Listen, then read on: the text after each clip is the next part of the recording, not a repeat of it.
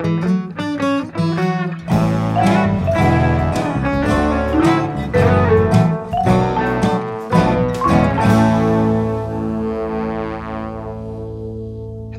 and welcome to Keep It Fictional, the book loving podcast from Port Moody Public Library. I am your host, Allison, and today I am joined by my book friends, Virginia, Sadie, and special guest, Liz. So, the topic today is one that is near and dear to my heart. We are talking about books that involve parallel universes, alternate realities, stuff like that. So, let's just get right into it. Um, I guess let's have our special guest go first, if you're okay with that. For sure. Thanks for having me back. It's an honor. I'm back, book friends, just for today, though. So don't get too excited here. So now this may be a theme that's near and dear to Allison's heart. I can't quite say it's the same for me. So, just to come back and be a little bit disruptive. However, I did find something that I think will be quite interesting to a wide variety of readers because I feel that it doesn't just touch on different worlds or different realities, but also is kind of magically realistic. Anyways, I am revisiting an author that I do revisit time to time. And if you've listened to this podcast in the past, you'll probably guess that is Haruki Murakami from Japan. Now, this particular book that I'll be talking about today is called 1Q84 or 1Q84. Now, as you may have surmised, this book does take place in 1984, and it does take place in Tokyo beginning in the spring. Now, when this was first published in Japan, it was released in 3 separate volumes, 3 separate books, creating this massive volume that was translated and released in English sometime later. It was wildly popular in Japan and got quite a bit of buzz here because of its quirky nature. Now, the book opens with a scene on the expressway in Tokyo, and traffic is gridlocked. Nobody is moving, and there's a woman sitting in a taxi, impatiently waiting. She decides to exit the taxi and keep walking on the expressway until she finds a staircase down to the lower level streets. Her name is Aomame, and little did she know at the time, but by descending those stairs, she had crossed into another dimension. At first, though, the world that she crosses into is not really much different from our own or her own Tokyo of 1984. However, Amami's a sharp woman, and she soon discovers that things are not quite the same anymore. Probably the most obvious difference, as she discovers one night, is that there are now 2 moons in the sky. Strange. She decides to name this new world 1Q84 so that she can reference what this new reality is versus the reality that she knows. Q standing for question. It's all a question mark to her, of course. Now, meanwhile, a writer named Tango takes on a unique ghost writing project. He normally has a mundane life, as you may expect, but soon this becomes anything but. Now, very unlike his usual projects, he not only becomes more and more involved with the content of the work, but also the actual person that he is ghost writing for. So, of course, it's no coincidence that Murakami puts the spotlight on these 2 characters, Aomame and Tango. Their lives are destined to converge. And before we know it, we realize that maybe they are not strangers to each other after all. So, of course, as mentioned, this is a fairly thick volume, so it's not just about these 2 characters.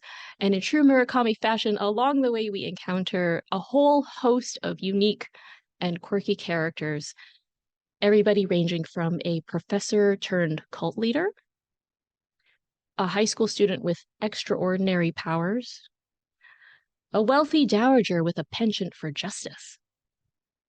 So these characters all lend even more color to the story in a way that brings to life the 1Q84 world and draws us in and makes us think, maybe this reality that we currently live in, maybe this is not all that there is to our world. So what will happen to Aomame and Tango? Will they unite somehow? Will they make it back to the 1984 that they know to be their own reality? You might just have to read this one and find out. Thanks so much, Liz. That sounds like a really interesting read, and it might have to end up on my TBR. So I think if everyone doesn't mind, I will go next. My book today is V.E. Schwab's A Darker Shade of Magic. This is a reread for me. It's one that I read a couple years ago and loved. It's the first book in a trilogy called the Shades of Magic trilogy. And this trilogy follows a man named Kell. Now, when we first meet Kell, he is in London, 1819, and he is visiting the king.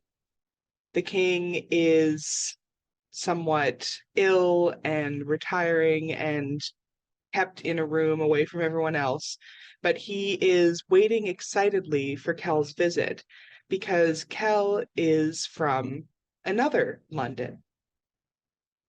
Kell is from a parallel London that he calls Red London, where magic exists and runs through the city in the form of the river at the center of the city, which shines bright red, hence the name Red London. Kell is an Antarai, which means that he is one of the few people who can travel between the different Londons. And his job is to carry messages between the royals of the different Londons. So he carries his message to King George. He goes and visits the Prince Regent, who he has a message for as well. And then he leaves to go to a nearby tavern, a tavern that is interesting because in all of the Londons that Kell visits, in all three Londons, there is a tavern on this spot. And it is here that we learn that Kell has a bit of a habit. And this habit is dangerous because what he likes to do is make trades. He will trade items from one London for items from another London. And this is absolutely forbidden. The doors between the Londons have been closed for a reason. But Kell just can't quite help himself, and we see him make a trade for a music box, a mechanical music box in our London, which he calls Grey London because of its lack of magic. So we follow Kell back to Red London, where we find out that not only is he an Antarai working for the king and queen, but he has been adopted by the king and queen into the royal family. So we see a little bit of his tension between himself and his adoptive brother Rai, their friendship, and the tension that he feels as a member of the royal family, but also, in his view, somewhat of a possession of the royal family. Then we cut to back to Grey London, and we meet our second main character, Lila Bard, or Delilah Bard. Lila is a pickpocket. She spends her time dressed as a man in the evenings, and she goes around stealing from the rich in order to enrich herself because she has a dream, and that dream is to become a pirate, to own her own ship and to be a pirate on the high seas. So At first, we don't see what these two characters have in common, but we cut back to Kel, and Kel is asked to go to the third London and deliver a message. This London is called White London by Kel because it is a place where magic is dying, and the retreat of magic has caused a pall to come over this place. Everything just seems pale and sickly. So he goes to visit the very dangerous uh, king and queen of White London. And on his way back, he has decided he will no longer make these trades. He will no longer worry his brother. But a woman approaches him and says, "Can you please just take a letter? That's all I'm asking you. Take a letter from here to my dying family member in Red London, and I won't ask anything else. I'll even pay you." And she forces a package on him.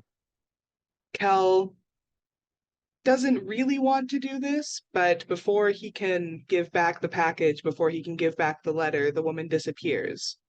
And so Kel decides that delivering a letter can't possibly be too much of a problem. So he crosses back to Red London, goes to deliver this letter, but realizes that he's been set up. There's nothing written on the letter, and he begins to be chased. As he is chased, he finds that the payment he was given is a strange stone, and this stone has a mark on it, a mark that he recognizes as an Antarai of the word for magic. And he realizes that this stone has come from the most forbidden London of them all, Black London, which has been sealed off for a long time to keep its corrupted magic from leaking into the other worlds. He is attacked, but he manages to escape. And he manages to escape back to Grey London, where he runs into a certain pickpocket. And from there, the story really starts. So A Darker Shade of Magic is a really fun book. It is a little bit of a period story, but it's more of a fantasy story. You get to go between all of these Londons with Kel. You get to travel. You get to have the fun of Lila's pickpocketing and her exhilarating life.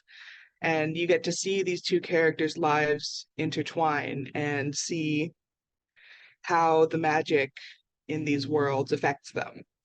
It's a fantastic read. I highly recommend the trilogy and hope that you'll pick it up. So now I think it's time for our existential question of the day. My existential question for everyone today is, if you could transport yourself into the world of any book, would you? And if you could, which book would it be? I always feel like my first response to this question is yes, 100%. I would transport myself into a book because there's so many cool worlds and cool magic and other things that this world just doesn't have. But then I stop and think about all of the usually horrible things that also go hand in hand with all of the really cool things. And then I don't know if I would want to. So I think that, and I've thought about this, I think that A Discovery of Witches is the book that I would transport myself into. It's a world very similar, pretty much exactly like ours, except it has the existence of witches and vampires and demons. And so it has that magical element without losing too much of what I'm used to and my nice comforts that I wouldn't want to give up on. So yeah, I think I'd say A Discovery of Witches and just try not to be attacked by someone. I was kind of thinking the same thing. I'm like, none of my books end well. Like, it's never anything good in my books. Either like everybody's already dead or like they're all gonna die. So like I don't know if there's a world that would be safe to go to. So just for my own survival sake, maybe not. So I would say no, even though like it would be cool to be there, but no. And then if I really have to pick, I mean, I'm always gonna go back to my standard answer, TJ Klune. Like whatever world that he developed, I will go there. Then I can meet the characters, and usually things end up eventually okay there. So yeah, I think that would be if I have to pick. I was going to say, House in the Cerulean Sea is not too bad. Not too bad of a world, right? Maybe too hot for Virginia, though. I don't know. On the island there. Yeah. Um, Gosh, yeah, I totally agree that there are definitely pros and cons to jumping into a book world, especially depending on what you read. Um, yeah, and I feel it's kind of a cop out if I say, "Oh, I want to jump into one of those worlds that takes place in the modern time and literally like that's it. It's just literally in another country."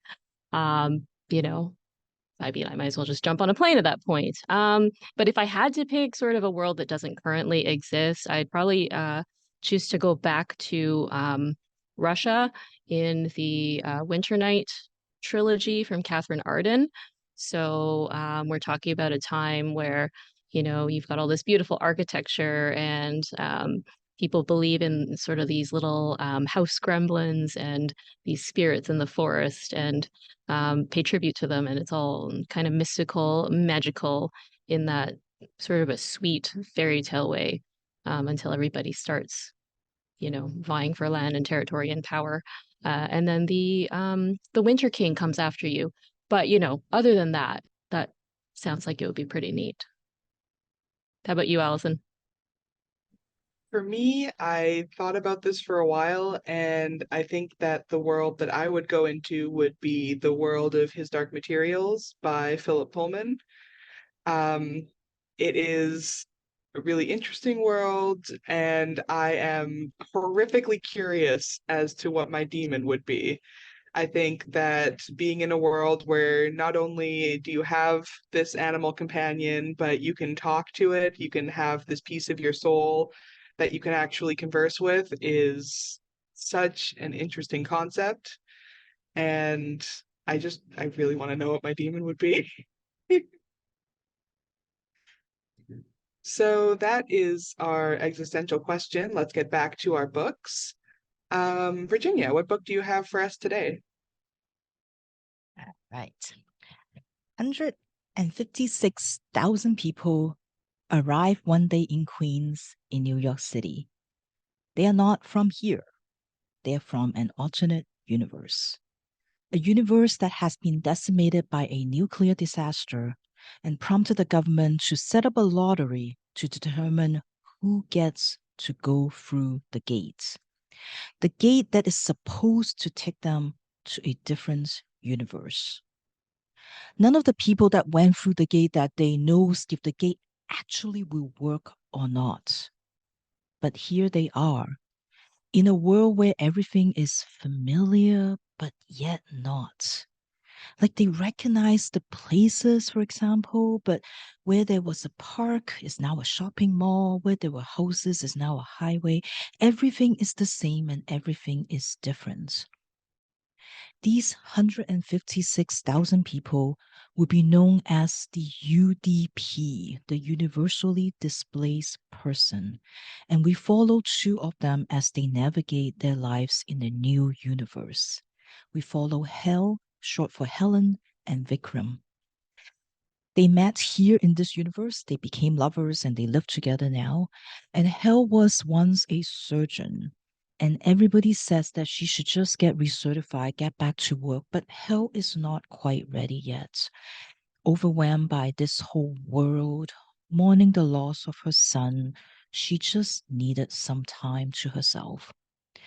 Vikram was a scholar back in the other universe, and now he has a job as a security guard at a storage facility to support himself and Hel. One night, he was working, and when he looked over at the facility, he saw a blue light. This blue light filled him with fear and also hope at the same time. He rushed towards the storage unit because he recognized this blue light. It is the same blue light that the gate gave off, the gate that took them here to this world. If there's a blue light coming from this storage unit, does that mean that there is another portal? Does that mean that people are still coming through? Does that mean that like there is a way to get back? And does that mean that there's still a universe for him to go back to? He rushed up to this facility, try to locate the storage unit that he thinks the light is coming from, but there was no more light. And this became his obsession. He needs to find out which storage unit and who owns it. Meanwhile, Hel is obsessed over something else. Staying at home, she spent her time reading Vikram's books. Now, when the UDPs came over, they were told that they were allowed one suitcase. And so Vikram brought over all his books. And that always became a topic of conversation whenever the UDPs meet together. They always talk about, what did you bring over? And among Vikram's books, there is a set of pulpy science fiction novels by an author named Ezra Slay. And a famous author. But in this world, there is only this one set of books left. And Hel became really interested in the books because she found out that there was an Ezra Slay in this universe also. But he drowned and he died when he was 9 years old. And he never became the author that everybody from her universe knows. And so she started thinking about sort of the idea of remembering, finding a way to remember all the people that never lived, all the objects that never existed in this universe. And Hel wants to build maybe a museum that collects all the things that the UDPs have brought over so that they can find a way to remember the world that they used to live in. And so she thought the perfect place for this would be Ezra Slay's house. Of course, in this universe, that is not his house because he never grew up. But, she figured that that would be the perfect location for this. And so she's trying to get the person to sell her the house so that she can build this museum. And she also needs to get help on like how to do this. And so she was very lucky to be invited to a function where there were a lot of like museum directors and curators and archivists. They were all gathering. And so she started pitching her idea to them to hope that some of them will find this a interesting project. Many of them sort of brushed her off, like didn't think that this is something that needs to be done. But one woman was quite interested in her idea and agreed to have her assistants meet Hel the next day at the library so that they can do some more research. As Hel was leaving the party, she felt very hopeful. She felt like finally there's a purpose in her life that, there is something that she can do. But that's when she realized that the book that she brought to the party, the book, one of Ezra Slay's book, that she wanted to show them as an example of something, that came from her universe that never existed here. That book, she didn't have it anymore. The woman has it and never gave it back. So she tried to call the woman and say, I'm sorry, but like, I think I left the book with you. And the woman's like, what are you talking about? I don't have the book. But Hel distinctly remembers she holding it and looking through it and inspecting it. So why would this woman lie to her about not having the book? This is Famous Man Who Never Lived by Kay Chess, her debut novel. And it's really interesting to see an author using this idea of a parallel universe to tell a story. Very often parallel universe story about, very often involve like a individual's life diverging, how they went right instead of left and then their life changes. But here Kate Chess uses this idea to explore the new immigrant and refugee experience, what it is like to be forced to leave your home. And the twist here, of course, is that it's kind of the same world that they arrive in, that they should know this world. They feel like they should be more adjusted here, but they can't because everything is just a little bit different. And how they struggle with words because different words are being used here for the same thing. And it's so embarrassing when you make a mistake and you use the old word to describe something, and how people look at you like you don't know what you're doing. And how many of them were so skilled in what they were doing in their world, but now here, because technology was developed just slightly differently, they can't do what they used to do anymore. And it's all those subtle differences that really make life so difficult for these people to adjust, and how they yearn for what is lost, and that sadness that they felt when you know that you can never go back, or that there's no world to go back to. And how Hel and Vikram try so hard to work towards something, to try to remember the universe that they came from, as they have to attend these mandatory weekly classes to get reintegrated, and as they are being treated as less intelligent and inferior.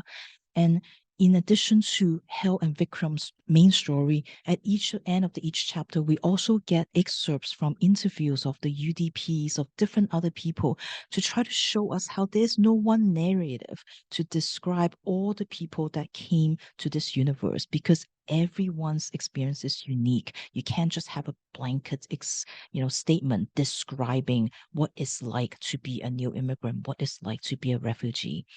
And of course, this book also looks at how we treat new immigrants and how we treat refugees.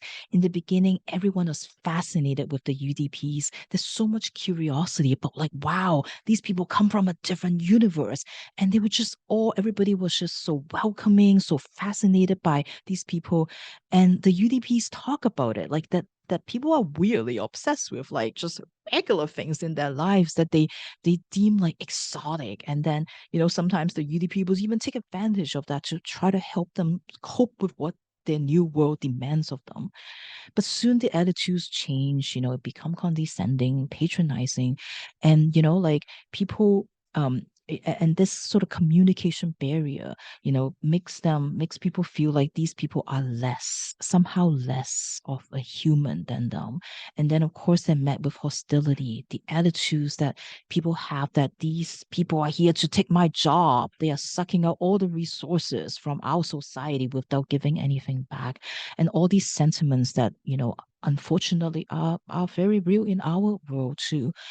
And so, despite the setting of sort of this parallel universe, like, I think don't be afraid of it, because, you're not going to get any science in this book. There's like really no explanation of like what the gate is, or like there's no theories about like how alternate universes work. That's not what this book is. It is very, very much about a story about, what it's like to be a new immigrant, what it's like to be a refugee, and this story of displacement. So, if this is something that interests you, like I said, like just the parallel universe thing is just there as a setting, but it's very much about the people. So please check out Famous Man Who Never Lived by Kay Chess. Wow, that is such a cool way to use the idea of parallel worlds. I am absolutely riveted by that concept. I will have to check it out. So finally, we've got Sadie. Sadie, what book do you have for us today? All right, so I took a bit of a different take on this topic. Instead of an alternate universe, I looked at an alternate history and what that means. So my story revolves around the Great Library of Alexandria. Now, in reality, it was likely established under Ptolemy II Philadelphus in the 3rd century BCE. Didn't think you'd be getting a history lesson today, but you will be. Now, there's not much about the library that is still known. A lot of it remains a mystery, but it is still seen as the single greatest accumulation of human knowledge throughout history. And throughout its life, the library was burned no less than 3 separate times. Once by Julius Caesar in 48 BCE, once by Theophilus, the Patriarch of Alexandria, along with the Christian Church around 400 CE, and finally in 640 CE by the Muslim ruler Caliph Omar, when the contents of the library were supposedly used as tinder for the city's bathhouses. Now, no matter which burning was truly the cause of the library's decline, one thing that can be agreed upon is that the destruction of the Library of Alexandria and the huge loss of knowledge that went with it significantly damaged our understanding of ancient civilization. So it kind of makes you wonder, What might have happened if the Great Library had survived? And if all of the knowledge that was contained within it was still around today? Would the library continue to be a source of knowledge, a place where academics and students and travelers could go and learn more about the ancient world and the modern world? Or would that knowledge and the power that the library held eventually have become corrupted, taking control of the world and the people within it in a very, very dangerous and possibly confining way? So this is the world that author Rachel Caine explores in her book, Ink and Bone. And this is the first book of a 5-book series. It's called the Great Library series. And in this world that Caine has postulated, the Great Library of Alexandria has not only survived, but it has continued to grow. It has continued to gain knowledge, and it has continued to gain power. So in this world, the library now holds all of the world's knowledge. And all of this knowledge is contained in original book volumes, which are housed in the archive in Egypt. To control the flow of knowledge and to hold on to their power, the library has made it illegal to own original books. Instead, every citizen owns a tablet, or in this world, what's called a codex, where copies of originals can be synced from the originals in the archive. Very similar to an e-reader, if you have noticed that connection. Now, Caine's story starts very close to our own time. It starts in the year 2025 and follows a 10-year-old Jess Brightwell. And Jess is the son of a London merchant, quite well-off family, kind of respected in the community. But what a lot of people don't know is that they're also a book smuggling family. Now, it is Jess's job in this family to run illegal books through the city and deliver them to the people who purchase them. All the time he's doing this, he has to dodge the Garda, or the police, who, if he was caught, would execute both him and the purchaser of the book. Now, Jess is very aware of this danger. He knows this danger very, very well because his older brother, Liam, not that long before, was caught and was executed. And Jess knows that if this happens to him, much like what happened to Liam, he won't get any help from his family. His family will deny any knowledge of him. His family will deny any connection to him so that they too are not stopped and they too are not killed. And so Jess knows that he doesn't really have any choice. He cannot get caught. So on one particular day, he's had a harrowing journey through London. He was almost caught by the Garda, but he finally delivers the book that he has to a wealthy gentleman in a coach. Before he knows exactly what's going on, the man unwraps the book, opens the book, looks at the pages, reverently takes one of the pages, rips it out of the book, puts it into his mouth, and eats it. Now, this book is an ancient manuscript by Archimedes, one that Jess has seen in his father's collection since he was a tiny, tiny child. He knows that this book on spear making is, there's no other book in the world like it. It is literally one of a kind. And this man has just ripped a page out and eaten it. Jess is shocked. Jess doesn't know what to do. He kind of stutters. He says, what are you doing? Why? And the man explains that to truly own the knowledge within the book and to own it so that nobody else can own that knowledge, you must consume the book. As a true book lover, Jess is a little bit astounded. He thinks this is damaging. He sees this as a perverse act, but he also knows that a wealthy man, a powerful man, can pretty much do whatever he wants. He bought the book is now his, and there's nothing that Jess can do to stop him. So that is just the prologue of our story. Our actual story starts 7 years later when Jess is almost 17 years old. He's still a smuggler, but he's kind of become disinterested, dispassionate about the life, much because of this experience that he had with the man in the coach.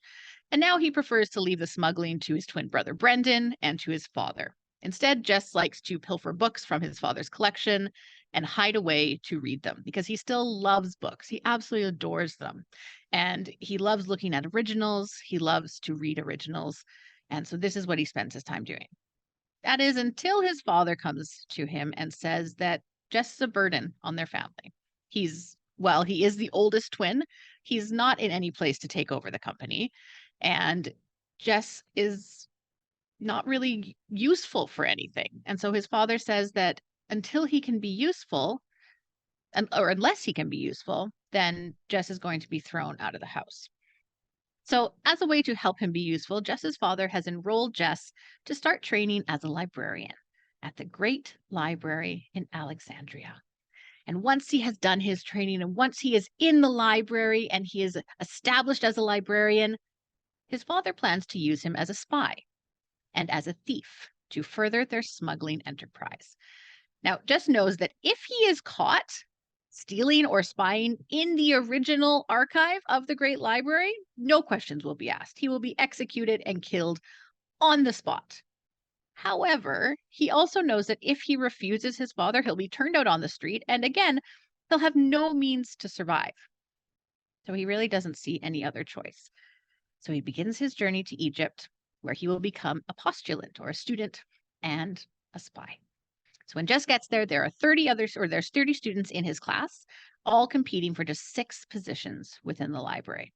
They're taught by scholar Christopher Wolfe, and Christopher Wolfe is a hard, mean, and unforgiving person. After their first class, he locks the students in a sealed room with a very highly volatile and dangerous substance known as Greek fire. He gives them no clues that they are in danger. He gives them a very small window with which to escape the room from. Now, among his classmates, there is Cheery Thomas from Berlin, who Jess becomes best friends with. There's stuck-up Dario from Spain, who Jess has to share a room with. There's kind, smart, strong Kalia, who was the first person ever, not just the first woman, the first person ever to obtain a perfect score on the entrance exam. And there's Crabby Glyne, who makes the current war between Wales and England much, much closer to home for Jess. So as the book goes on, we learn more about the connections between the students, the disagreements between the students, as one by one, the postulants start to fail out of this program. Jess continues to be worried and live in fear that he's going to be found out as a spy. And it's not until a new student, Morgan Holt, comes into the program that things start to change. Because Morgan has a secret too. And her secret is much bigger and much more dangerous than Jess's. So it kind of forces Jess to question who he can trust and makes him realize that there's much, much more to the Great Library than he realized. Most of the story is told from Jess's perspective. He's kind of the only point of view that we get, but we do get letters interspersed throughout the story, which I found really a cool way to give information. The letters range from just letters in between our characters, as well as letters throughout history. And the letters throughout history give us an idea of what the library has done as an organization to get to where it is, what horrible things it has had to do to maintain the power that it has today and to keep that power. I really, really enjoyed this book. This was one that I actually had on my TBR for quite a while. And so this topic gave me a chance to finally read it. I listened to the audiobook of this one, and I know we've talked in the past about audiobook listeners and whether we stop as soon as our car stops or if we keep going. I didn't keep going, but I was very, very tempted multiple times to just sit in my car in the parking garage when I got home at night, but I didn't. When I first started reading, it was a little bit reminiscent of like Harry Potter or the Magicians, with the idea of like a magic school or some kind of school, and the kind of the focus being on the students going to the school. However, as the book went on, the students are sent away from the library. You kind of learn more about the history and the alternate world that Caine has created, more about the characters, more about all of their secrets. And I really appreciated that the story didn't just focus on kind of that one location and that one storyline. As I said, the letters were really cool because it allowed Caine to give a lot of information without just a lot of exposition, which is sometimes boring, and even important as it is, it's sometimes not the funnest thing to read through. I thought it had a really good balance of kind of character building and exposition and world building and adventure. And then it also pointed a very, very big and not a difficult to tell finger at the themes of freedom, every person's right to access information and what happens when that right is taken away from you, and who has the right to have the information and to control the information, as well as what wealth and power gives to people. And the opposite side of that is what happens when you're not the people with the wealth and with the power. Overall, I found that the twists were a little bit predictable, but I don't think that it stopped me from enjoying the book. And it kind of, Caine was able to pull me into the suspense and the tension of the story anyways. So I didn't feel a huge loss from predicting what was going to happen. So that is Ink and Bone by Rachel Caine. I'm definitely going to look up the rest of the series, and if it sounds interesting, I recommend it. Thank you so much, Sadie. That sounds fantastic. I am a huge sucker for books about libraries and librarians for obvious reasons. So might have to check that out. And that is all we have for today. Thank you so much for joining us for Keep It Fictional. And until next time, keep reading.